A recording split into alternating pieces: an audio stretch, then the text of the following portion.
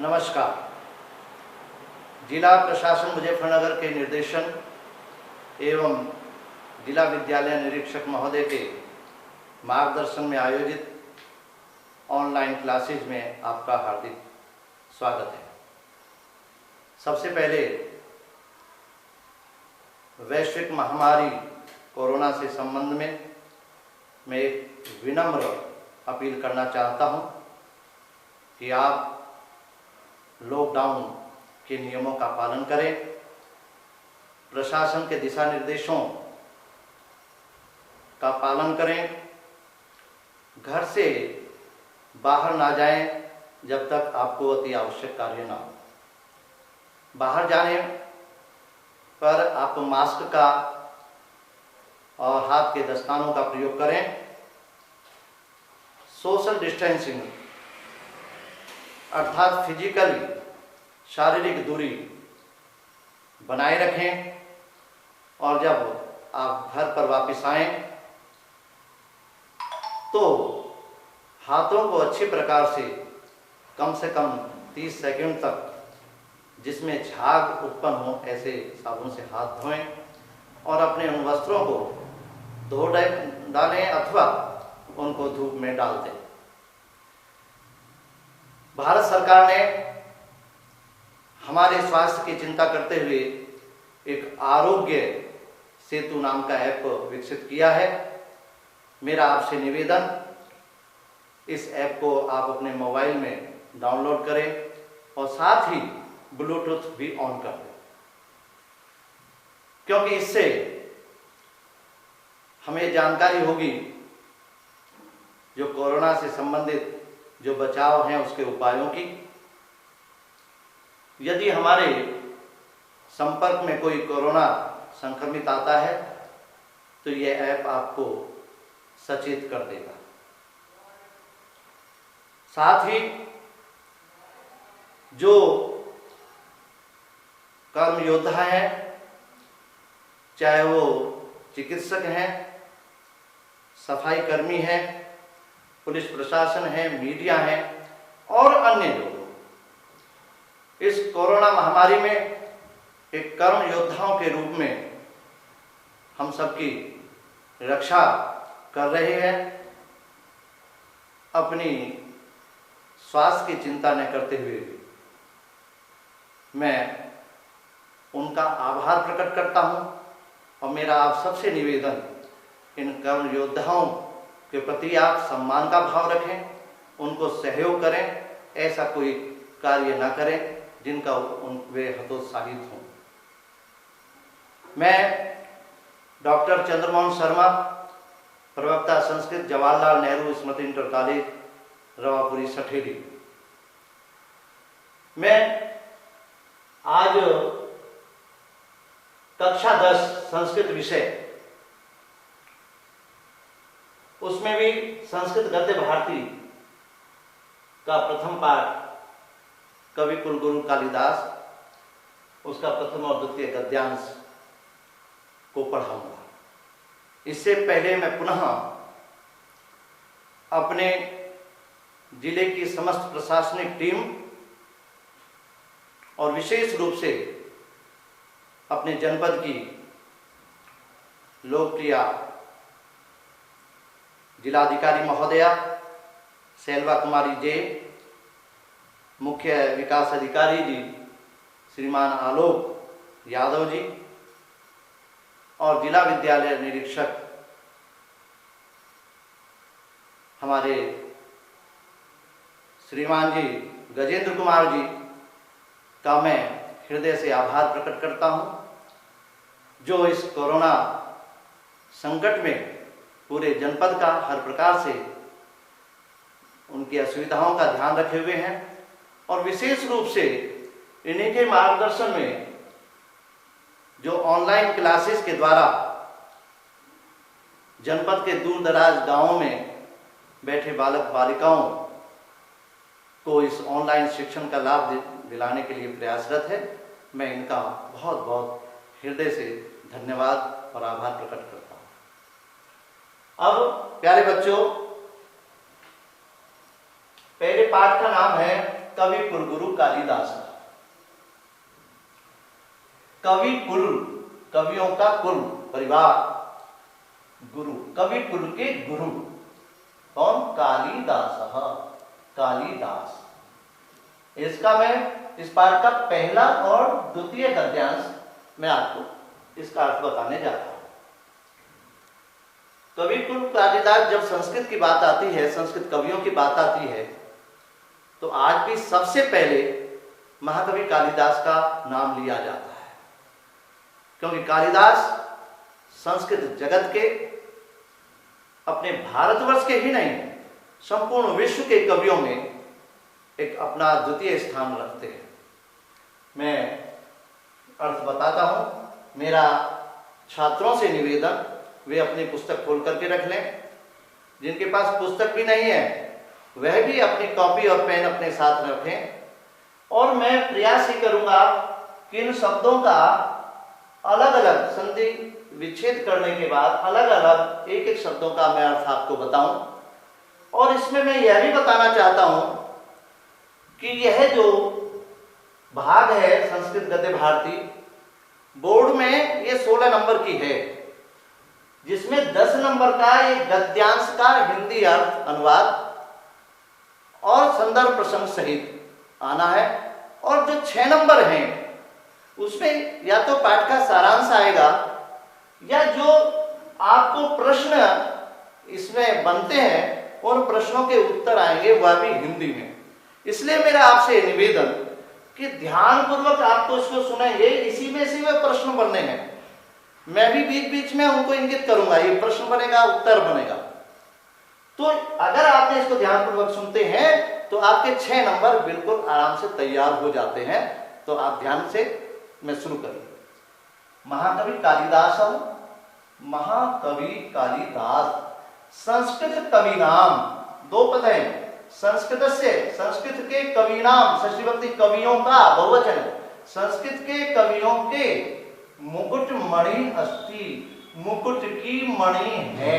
मुकुट मणि, मुकुटस्य मणि, मुकुट मणि, मुकुट कहाँ रखा जाता है? सर पर, सर्वोच्च स्थान है। और उसमें भी अगर मणि लगा दी जाए तो क्या हो गया? वो सर्वश्रेष्ठ हो गया। तो मुकुट की मणि अस्ति है, मुकुट मणि है का मतलब है सर्वश्रेष्ठ है। महाकवि कालिदास संस्कृत कवि नाम मुकुट मणि अस्ति, संस्कृत कवियों के में श्रेष्ठ है। संस्कृत कवियों की मुकुट मणि है अर्थात सर्वश्रेष्ठ। न केवलम भारत देशस्य अपितु समग्र विश्वस्य उत्कृष्ट कविषु से एकतमो अस्ति। न केवलम, न केवल भारत देशस्य, भारत देश के, अपितु बल्कि समग्र विश्वस्य उत्कृष्ट कविषु, 4 शब्द हैं। समग्र विश्वस्य उत्कृष्ट गुण संधि है कविषु, कवियों।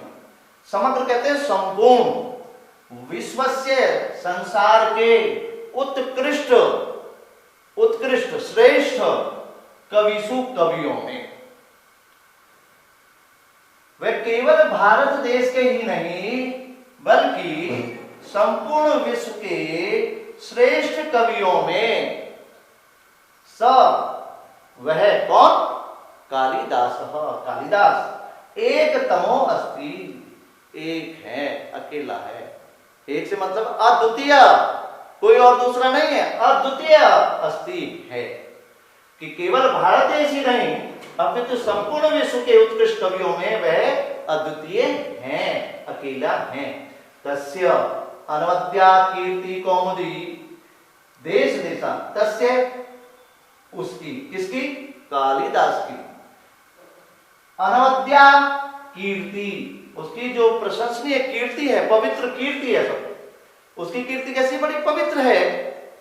यश कैसा है? कौमुदी, कीर्ति कौमुदी, कीर्ति की जो कौमुदी है, जो चांदनी है, जो प्रकाश है, वह देश देशांतरेषु, देश देशांतरों में, संपूर्ण देशों में, कि उनकी पवित्र जो यश की जो प्रकाश है वह देश देशांतरों में, अनेक सभी देशों में, देश देश, एक देश देश में प्रसिद्ध अस्ति, फैली हुई है। प्रसृता अस्ति, प्रसृता आया है क्योंकि वे स्त्रीलिंग है, कौमुदी, फैली हुई है।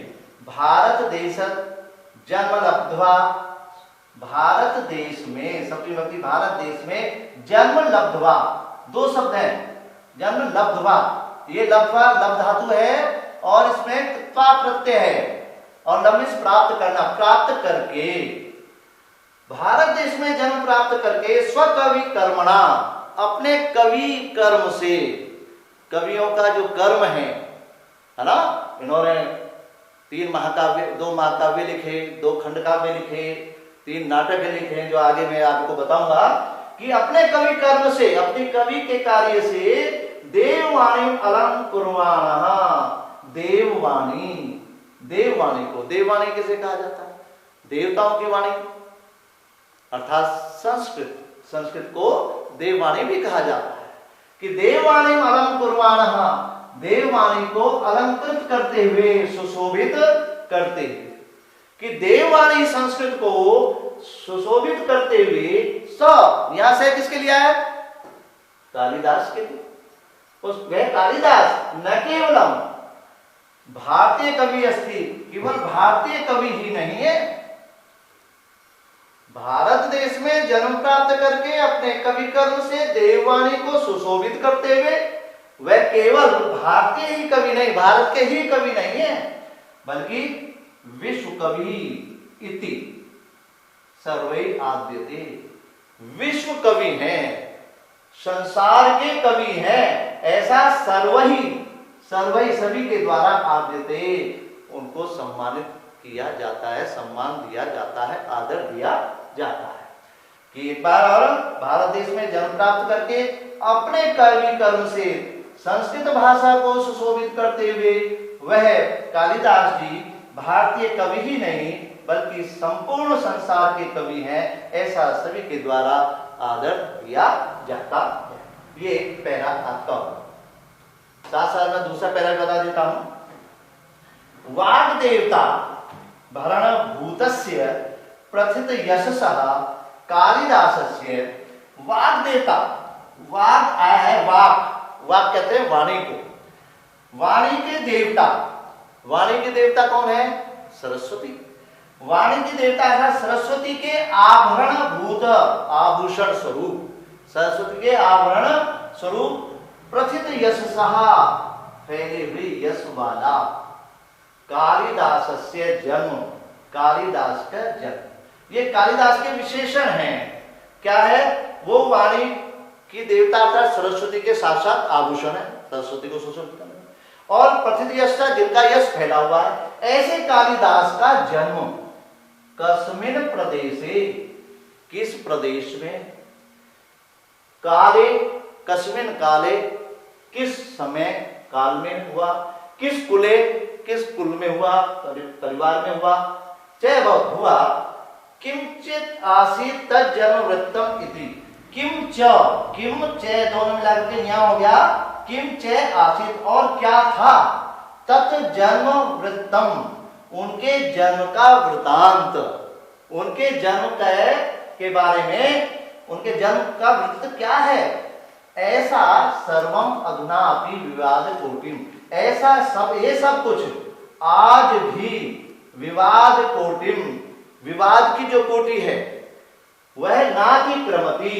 उसका अतिक्रमण नहीं कर रहा, विवाद की कोटि को लांघ नहीं रहा, अर्थात विवादास्पद है, आज भी विवादास्पद है कि कालिदास का जन्म किस प्रदेश में, किस समय, किस कुल में हुआ और क्या उसके जन्म का वृतांत है, ऐसा सब कुछ आज भी विवादास्पद है, इस पर विवाद है। इतरः कवियाई, दूसरे कवियों के समान कालिदास आत्मज्ञापने, अपने बारे में बताने में, स्वकृतिषु प्रायः, अपनी कृतियों में, अपनी रचनाओं में, प्रायः धृत मौनमेव अस्ति, प्रायः मौन धारण किए हुए हैं, मतलब अपने के बारे में, कालिदास ने अपने बारे में कहीं पर भी यह नहीं बताया कि मैं कहां पर जन्म हुआ मेरा, कहां किस परिवार से संबंधित हूं, किस स्थान पर हुआ, किस सन में हुआ, इस बारे में वे मौन है, अर्थात ऐसा उनके बारे में नहीं मिलता।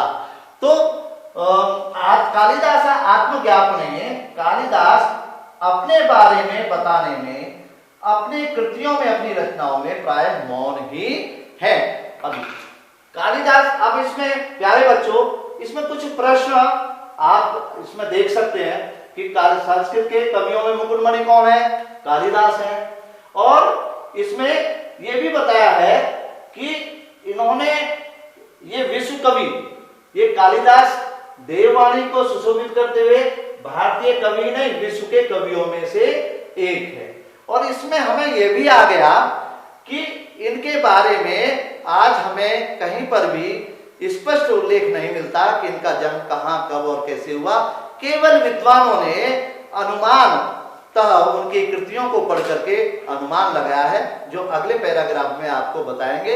इसका एक और बताएं, इसका जो संदर्भ है आप ये लिखेंगे कि प्रस्तुत गद्यांश हमारी पाठ्य पुस्तक कौन सी? संस्कृत गद्य भारती के कवि कुल गुरु कालिदास नामक पाठ से अवतरित हैं, ली गई हैं, उद्धृत है।